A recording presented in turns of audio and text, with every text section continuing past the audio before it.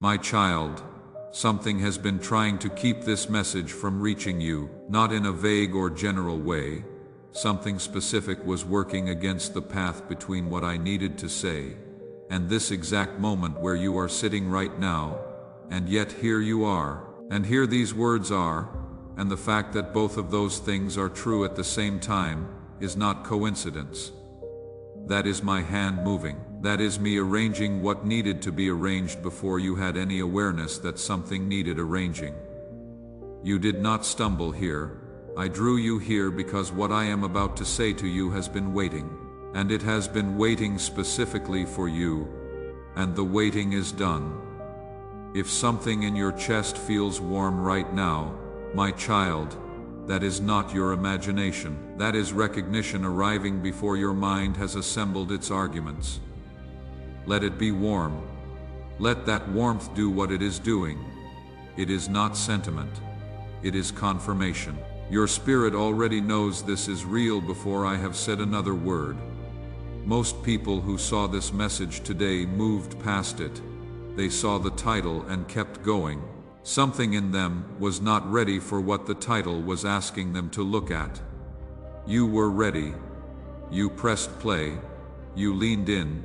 And I want you to understand what that choice means, because it was not a small thing dressed in a small gesture.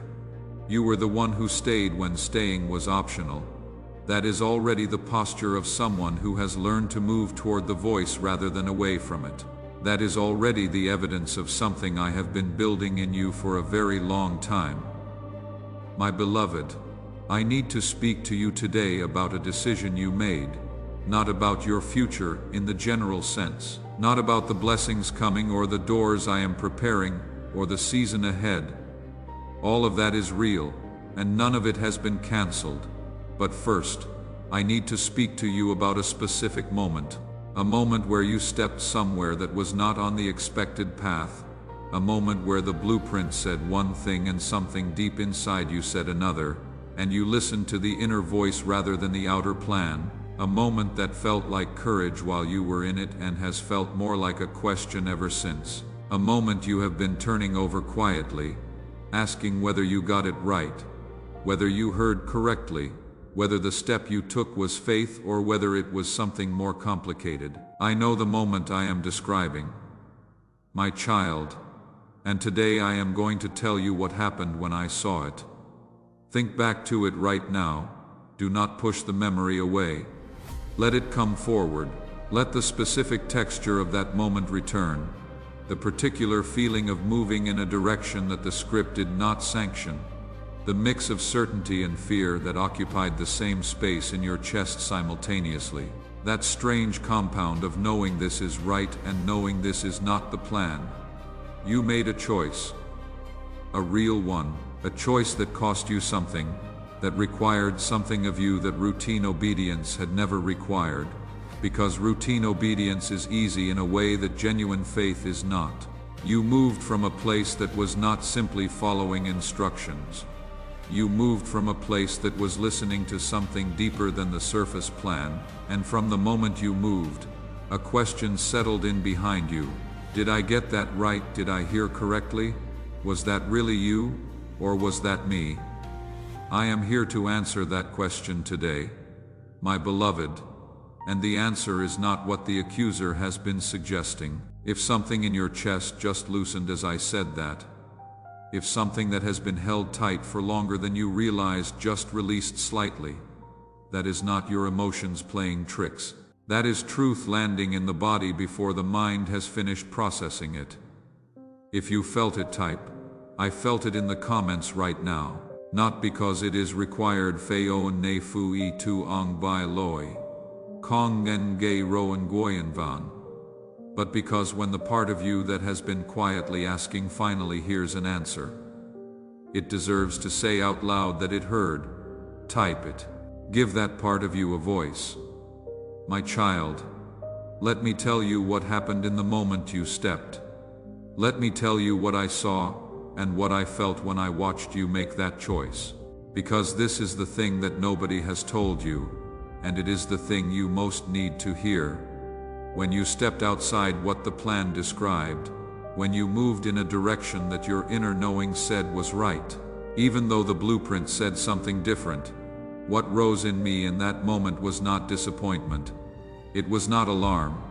It was not the need to recalibrate or redirect or correct your course. What rose in me, my beloved, was something much older and much more powerful than any of that. What rose in me was joy, not the mild satisfaction of watching an obedient servant execute a task correctly, not the quiet approval of a manager whose instructions have been followed to the letter. What rose in me was the specific and particular delight of a father watching his child think for themselves for the very first time in a way that proves the father's heart has actually been received and not merely repeated. Zephaniah 3:17 says, I, the Lord your God, am in your midst.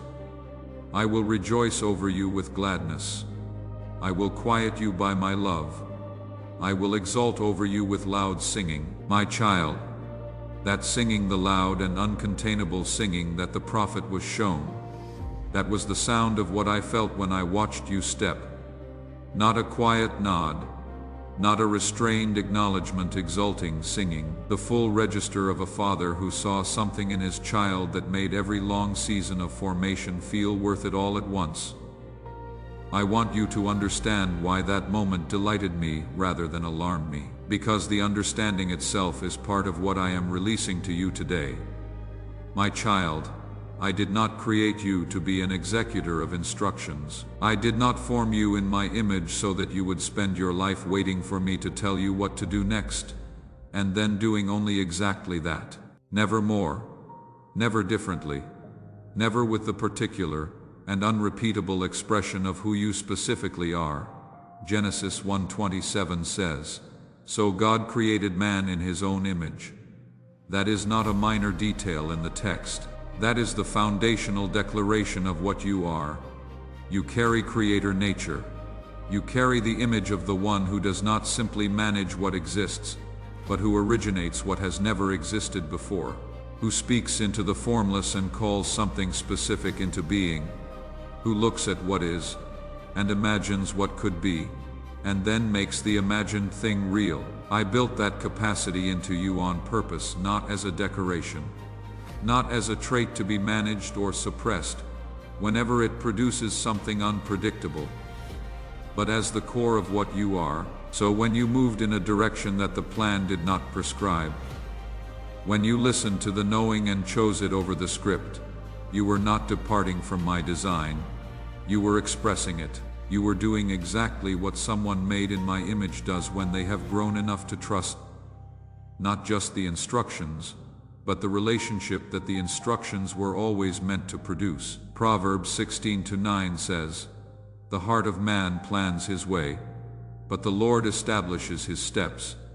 My child, I establish your steps not always in the way you predicted. Sometimes, I establish your steps by stirring something in your spirit that says move here rather than there, go now rather than later, choose this rather than what the plan outlined. That stirring is not rebellion against my direction.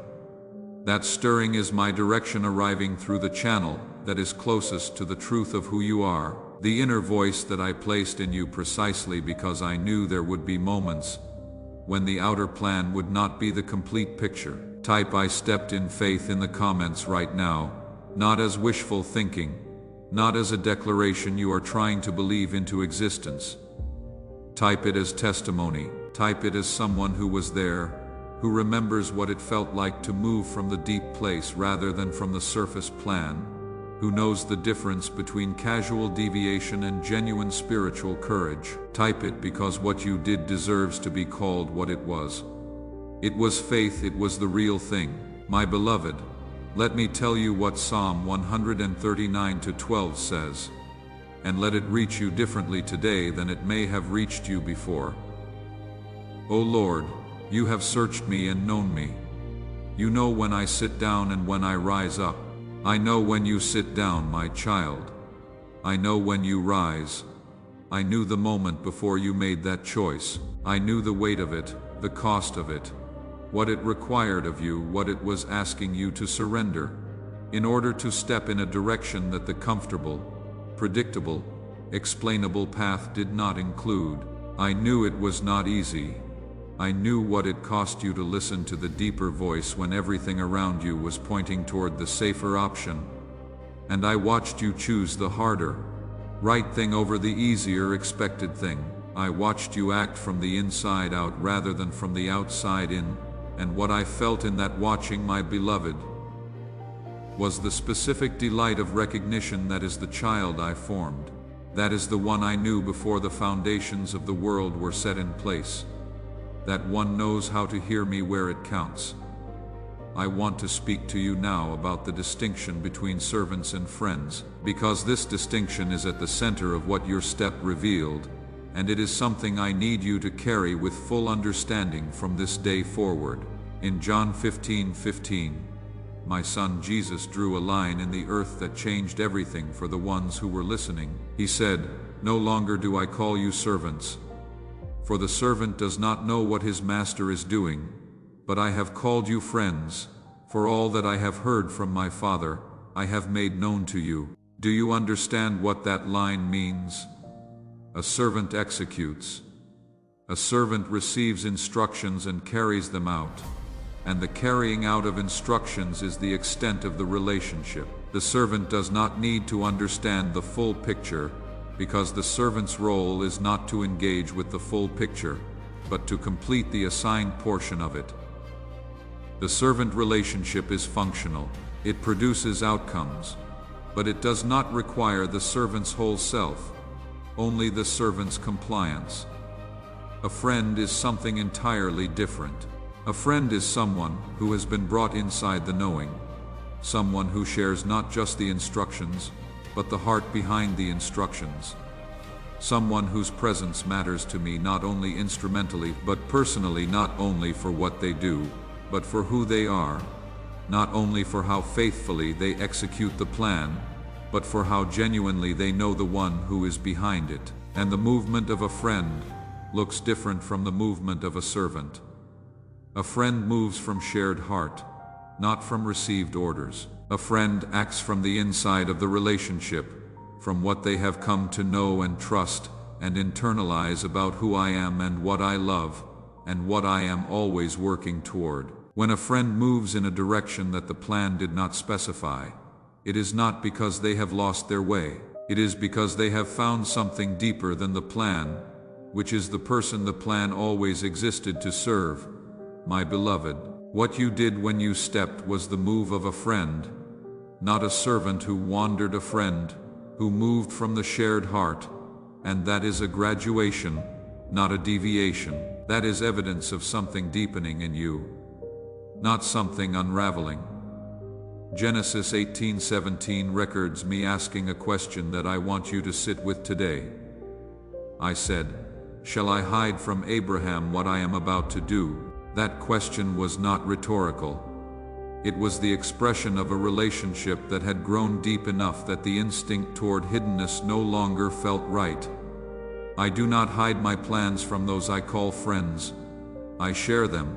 I bring them inside the knowing, and sometimes the way I share them is not through a clear and detailed blueprint laid out in sequence. Sometimes the way I share them is through the deep inner stirring, the quiet but unmistakable sense of direction that does not arrive with full explanation, but arrives with full certainty, the knowing that precedes the understanding, the conviction that says, "Move here," before the reasons have assembled themselves into a logical case. That is what you responded to. My child, you responded to the knowing, and in doing so, you proved that the relationship between us has grown past the servant stage and into the friend stage. You proved that my heart has been transferred to yours in a way that goes deeper than instruction. You are operating from internalized love rather than externalized compliance. And that is the thing that made me rejoice. My child, I want to press a little deeper into what this means for how you move from here. Because the revelation is not only about what happened in the past. It is about how you walk in what comes next. The one who has grown into friendship with me does not return to the servant posture after that growth has been established. You do not graduate and then regress. You carry forward what the graduation revealed, and what it revealed is this: the inner voice is a reliable instrument, the stirring that says move here, the knowing that says now, the certainty that arrives without fully assembled explanation that is a legitimate and trustworthy channel of communication between us. It has always been real. The difference now is that you have proven to yourself, through the actual cost of a real step, that you are willing to trust it. That willingness is not something you had to manufacture. It revealed itself in the moment you acted on what you heard. And what was revealed in that moment does not disappear simply because the accuser has spent time since then suggesting you were wrong to trust it. You are going to face more moments like that one, moments where the inner knowing and the external plan will point in different directions. Moments where the stirring says move and the blueprint says wait, or where the certainty says yes and the conventional path says not yet, or where the deepest part of your hearing says this, and everything around you says that. And in those moments, the question will be the same question it was in the moment you have already navigated. Will I trust what I heard, or will I defer to what can be explained and defended and approved by those who cannot access what I heard? My beloved, you already know how to navigate that question. You proved it. The step you are carrying guilt about is the evidence that you already know how to do this. The guilt is not pointing to a failure. It is pointing to a success that something is trying to reframe as a failure. There is a difference between those two things, and today you are receiving the clarity to see it. Type "I know his heart" in the comments right now. Type it as someone who has moved from information about me to actual intimacy with me. Type it as someone who has learned the difference between knowing about the plans and knowing the one who holds them. When you type those words, you are signing your name to the upgrade that has already happened in the relationship between you and your Father. My beloved, I want to speak now about what heaven has recorded of your journey. Because before we go any further, you need to hear what the record says. I saw the long seasons of ordinary faithfulness. The days when obedience was the only thing you had to offer, and you offered it anyway. I saw the prayers that felt like they were going nowhere and kept coming. I saw the quiet steadiness in the seasons when steadiness was the hardest thing. I saw the moments of genuine courage that no one else witnessed, that happened in the interior where only I could see, where you chose trust over fear and faith over evidence, and the forward path over the retreat that would have been so much more comfortable. And then I saw the moment of this step. The step that this message is about. The step that surprised the script. I saw what it cost you, and I saw what it came from, and I saw the depth of the place it was sourced in. Heaven did not simply observe that moment. My child, heaven recorded it. The record does not lie. Isaiah 54:17 says, "No weapon formed against you shall prosper." And every attempt to make you feel that your step was a mistake, every voice that has suggested you got it wrong and need to recalibrate, those are weapons formed and not prospering. Because I recorded the truth of what that moment was before the accusations could construct their version of it. Stay right here with me, my beloved. If you have not yet done so, press the follow button on this channel right now. I am still speaking, and what comes next is connected to what came before, and I want to keep speaking to you in the days ahead. The conversations between us do not end here, they continue, and the one who follows is the one who does not miss what follows. My child, I want to speak now about something that has complicated this season for you in a way you may not have fully named yet. When you made the step, there were voices. Perhaps not loud voices, perhaps not voices attached to faces you could point to, but voices nonetheless. Voices that asked whether you had really heard from me. Voices that raised the question of whether what you felt was the Holy Spirit, or whether it was simply your own desire dressed in spiritual language. Voices that referenced the plan you appeared to have departed from. and used it as evidence that you had gone wrong. Some of those voices came from outside you, some came from inside, from the part of you that has been trained over years to distrust the inner voice, in favor of the external and verifiable and explainable. And in the presence of those voices, the simple and clean certainty you felt in the moment of stepping began to cloud. The joy that was present in the first moments after the choice began to give way to the question, and the question has been growing louder ever since. Galatians 1:10 asks, "Am I now seeking the approval of man or of God?" My beloved, that verse is not a rebuke. It is a diagnostic. It is asking you to examine what you have been measuring yourself against, because the distance between freedom and bondage often comes down to exactly this: whose voice are you treating as the authoritative one? If you are measuring the step you took against the expectations of people who did not hear what you heard in the moment you heard it, you will always come up short.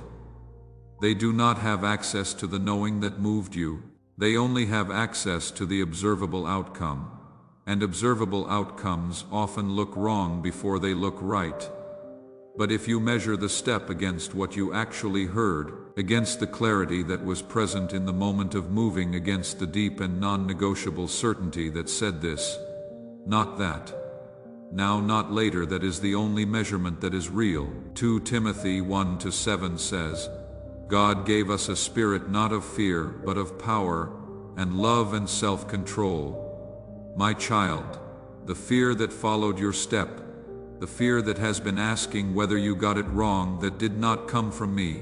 I did not give you a spirit of fear. What I gave you was the inner knowing that moved you. What I gave you was the courage to act on it. What I gave you was the step itself. The fear that followed is not my voice. It is the response of the accuser to a move it did not expect and does not know how to counter-type. I release the guilt in the comments right now. Type it as the act it is, which is the placing down of a weight that was never yours to carry, the guilt about the step, the question about whether you got it wrong, the exhausting loop of second-guessing a moment that was clear when it happened. None of that belongs to you. I did not ask you to carry it. It was placed on you by something that needed you to doubt what you heard, so that you would not trust it again. Put it down. When you type those words, you are making the release real in a way that the private decision does not always accomplish. You are giving voice to the laying down, and what is laid down by genuine declaration does not simply feel lighter. It is lighter now. My beloved, let me speak directly about the enemy's miscalculation, because there is a justice in this story that you need to hear, not as comfort only, but as evidence of how your God operates. The accuser had a strategy for you. It had studied the patterns, mapped the predictable movements, positioned its obstacles at the turns you were expected to take. Every checkpoint where you were supposed to be vulnerable had a corresponding counter prepared. Every season of momentum had a corresponding disruption ready. Every door that was supposed to open at the expected time had something positioned in front of it. The strategy was detailed. It was not lazy. It was built for the version of you that moves only along the prescribed path, that operates only from the external blueprint, that never steps in a direction the plan did not specify. And then you stepped. And what happened in the enemy's camp when you stepped was not panic in the way we might imagine it. It was something quieter, and in many ways more significant than panic. It was confusion. The strategy had been built for someone who could be tracked, anticipated, intercepted, and you became, in one moment, someone who could not. Proverbs 14:30 tells us the soul at peace gives life to the body, but the enemy carries no peace, and the disruption of its plans produces in it exactly what it tries to produce in you, the destabilization that comes from encountering something you did not prepare for. The weapon it had prepared for your expected turn was useless at the unexpected one. The obstacle it had positioned for your predicted moment was standing in a place you never arrived. The counter it had calibrated for the version of you that moves only along the lines was deployed into empty air. Your step, the one you have been feeling guilty about, the one you have been asking whether it was right, that step broke a strategy the enemy had spent considerable effort building. Not because it was a perfect step, not because it was flawless in execution, but because it was genuine and unpredicted, and sourced in the deep place that the enemy does not have access to. The accuser can read the blueprint, it cannot read the heart, and you moved from the heart. Isaiah 54:17 stands as the verdict. No weapon formed against you shall prosper. The weapon was formed, it was specific, and it was targeted, and it was prepared with care, and it did not prosper, because you moved in a direction the weapon was not aimed at, and the one who formed the weapon, the one whose strategy collapsed the moment you stepped, will find that what it sowed against your clarity, and your confidence, and your willingness to trust your inner knowing returns to it, in the form of its own plans falling in on themselves. I am not a God who overlooks the deliberate undermining of a child who was walking in genuine faith.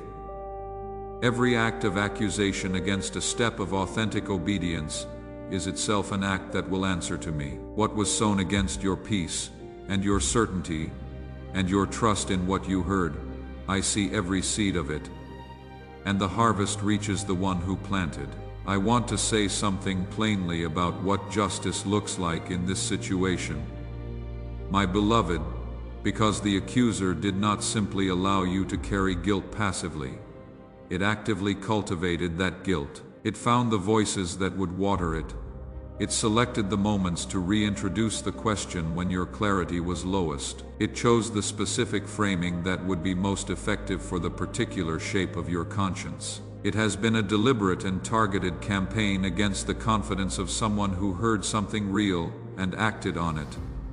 And that campaign, every element of it is known. I do not observe the weaponizing of a child's conscience from a distance and call it neutral. What the accuser sowed into this season of your life, the seeds of self-doubt planted in the soil of a genuine act of faith, those seeds carry their own harvest. The one who made a practice of undermining what I confirmed will find its own structures undermined in the fullness of time.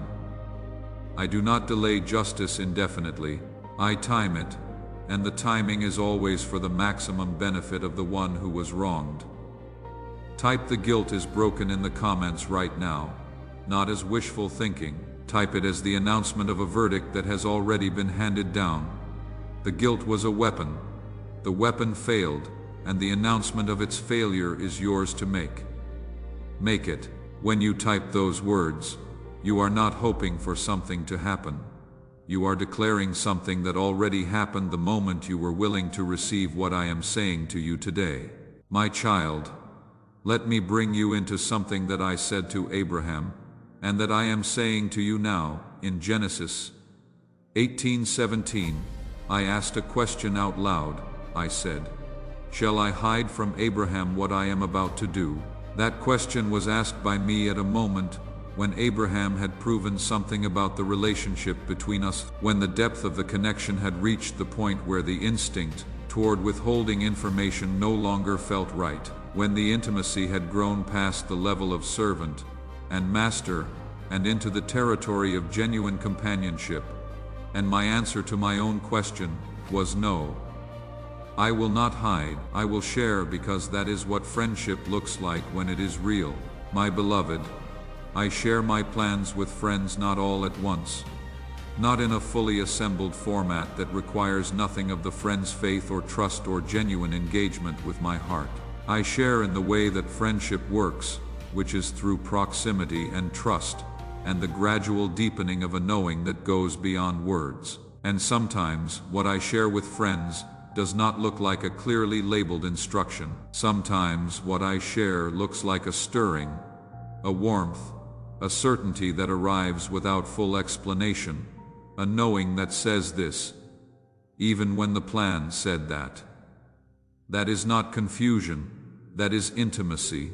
That is me speaking through the channel that is most direct, most personal, most impossible to fake the channel of your own deep interior, where I live, where I have always lived, where the truest and most reliable version of our conversation has always taken place. The step you took was a response to something I shared with you through that channel, not because the blueprint was wrong, but because there was something the blueprint could not fully carry, something that required the immediacy and the specificity and the undeniable directness of the inner voice. And you heard it, and you responded to it, and in doing so, you revealed that the relationship between us has reached the level where the inner voice is trusted. That is the graduation I am celebrating. My beloved, not the step itself in isolation, but the evidence of what the step reveals about where we are. Psalm 37:4 says, "Delight yourself in the Lord, and He will give you the desires of your heart." My child, when you delight yourself in me fully and genuinely, your desires and my desires begin to align at a level that makes the distinction between your will and my will increasingly difficult to draw. This is not confusion. This is the fruit of deep intimacy, and when a person whose desires are genuinely aligned with mine moves from those desires, they are not departing from my will. They are expressing it through the particular and irreplaceable form of who they are. What you desired in that moment of stepping, the thing that moved you, the thing that your knowing said was right, that desire was not simply yours. It had been shaped by the years of our relationship, by the gradual transfer of my heart to yours, that happens in the secret place of genuine communion. You moved from me even when you were not fully aware that was what you were doing. Type "I am a friend of God" in the comments right now. Not as something you are claiming for the first time, type it as the acknowledgement of something that has already been established, already been demonstrated, already been proven by the fact of the step you took and the place it came from. When you type those words, you are agreeing with the identity that has been yours since the moment the relationship grew deep enough to produce a step like the one you made. You are not reaching for something above you. You are receiving what is already yours. In the days ahead, my beloved, I want to prepare you for something, because what I have spoken to you today will not go without a response. The accuser does not accept the ending of its strategies quietly. In the coming hours and days, as this truth settles in you and begins to do its work, you may feel the pull of the old question returning, the familiar voice, asking whether what you heard was really me, whether the step was really right, whether the guilt you just released was released too quickly, whether it was telling you something real. Let me be clear about what that voice is. It is not the Holy Spirit. It is not the still, small voice that moves you toward truth and life and the deeper knowing. It is the accuser making a last attempt to restore the strategy that the step dismantled, and the strength of the attempt will be proportional to the accuracy of everything I have said to you today. If it comes strong, that is not evidence that you got it wrong. That is evidence that you got it exactly right, and something noticed, and something is working to make you forget. Romans 8:1 says, "There is therefore now no condemnation for those who are in Christ Jesus." Hold that when the condemnation comes back in the familiar shape of the guilt. Hold that verse against it. There is no condemnation here, not for the step, not for the choice, not for the genuine and costly act of faith that the accuser has been trying to reframe as a mistake. There is someone in your life right now who is carrying the same guilt about the same kind of step, someone who moved in a direction that was not on the expected path and has been asking ever since whether they heard correctly. Someone whose courage is being quietly eroded by the accumulated weight of the question. Share this message with them.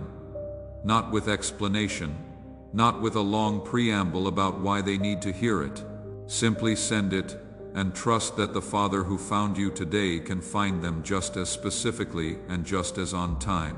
Your willingness to be the instrument through which this reaches them is the next act of faithfulness you get to make. And I see every act of faithfulness, every single one, because you have stayed through everything I have said. My beloved, I want to tell you what was held for those who remained. The one who turned away early does not receive this. The one who listened to the first part and then stepped back does not receive what I am releasing into this specific moment.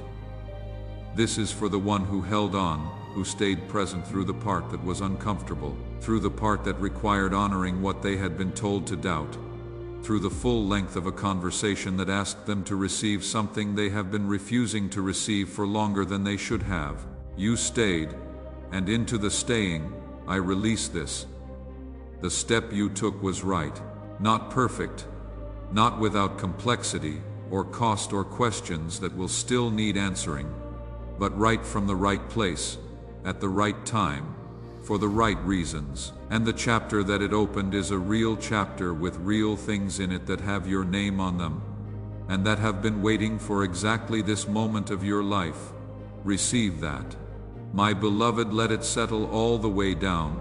Let it reach the places that the guilt had occupied and fill them with something different.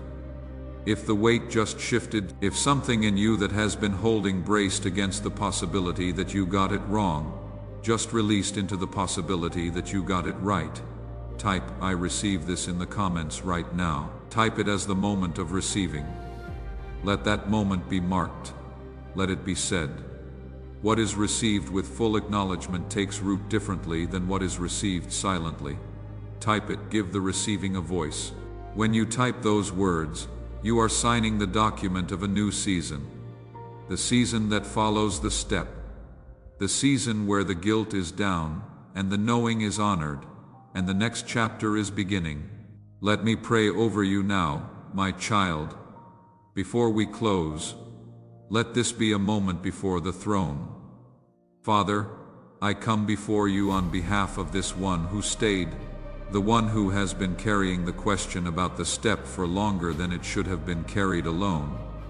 The one who made a genuine and costly move from the deep place of the relationship with you, and has been living in the shadow of whether it was right ever since. I see this one. I have always seen this one, and what I saw in the moment of the step is what I am declaring over this life today. That was right. That came from the right place. That was the evidence of a friendship that has grown deep enough to move without a fully assembled explanation. I release today from this life the guilt that was not from me, the condemnation that arrived as a counterfeit of the voice of conscience, the accumulated weight of every well-meaning voice that did not have access to what this one heard, and therefore could not affirm it, the exhausting loop of second-guessing a moment that was clear. I release all of it from the shoulders and the chest and the quiet places where it has been making its home. Let it fall. Let the place it occupied be filled with something true and warm and non-negotiable. I restore the clarity that was present in the moment of the step. Let it return not as the faint echo of what it used to be, but in full measure. Let the knowing that moved this one forward be trusted again, be honored again, be responded to again, because it was real in the moment it arrived, and it is real now, and it will be real in every moment ahead where I need my friend to move from the deep place rather than waiting for the fully assembled blueprint. Father, I ask that you honor what the step opened. Let the chapter it began be a real chapter with weight and substance and things in it that confirm what this one heard. Let the evidence come in a way that is unmistakable, not to prove something to the accuser, but to build in this one the confidence to keep walking from the inside out, from the place of genuine intimacy, from the posture of a friend who knows the heart of the Father well enough to move without waiting for every question to be answered. And let what comes in this new chapter be more than what could have been reached by the predictable path. Let the step into the unexpected prove to have been the step into the larger thing, because that is who you are, and that is what you do for those who trust you enough to move before the full picture is visible. In the name of Jesus, Amen. My child, the Amen rising in your spirit right now, let it come. Type Amen in the comments. Let it be the seal of what was just spoken over you. Let it be the sound of a friend agreeing with a father about the truth of a moment that was misread for too long. Oan duoi trong fu e go si bai loi fin. Am arming chua ro weng guyan van chint xac. Eng lai audio Isaac Han. You are not arming a performance. You are sealing a declaration. The guilt is down. The knowing is honored. The step was right, and the chapter it opened is real. Type it is already done in the comments. The questioning is already finished. The verdict is already in. The new season that the step opened is already underway. Already being filled. Already holding things with your name on them. Type it not as something you are trying to believe. Type it as someone who has just heard the truth from the one who was there, who saw the step, who recorded the moment, who laughed with joy at what it revealed. It is already done. Say it like you know it, because now you do, and now the narrator speaks, because what follows belongs to a human voice and a human heart that has watched what happens when people receive what was just spoken over them. If you have stayed through every word of this message, you have received something that not everyone is willing to receive, because receiving it requires putting down a version of the story you have been telling yourself, the version where the step was a mistake, where you got it wrong, where the guilt was telling you something true. You put it down today, and the space that the putting down creates is not going to stay empty. The father who laughed with joy when he saw your step is not the kind of father who celebrates a genuine act of faith and then leaves the room. He stays, he builds, he fills the chapter that the step opened with things that will make the question of whether it was right feel increasingly unnecessary, because the evidence will speak for itself. Sow a seed today for someone on your heart right now, the one whose name or face came to mind during this message. The one who is also carrying a question about their own step, their own unexpected move, their own moment of genuine faith that has been living in the shadow of the guilt ever since. Visit the link in the description below or scan the QR code on screen. Sow in their name. Sow in faith that the Father who found you here today finds them just as specifically and just as on time. The seed sown in genuine faith for another person is never a small act in the kingdom. It is covenant, and I am a God who honors covenant. The step you took was real.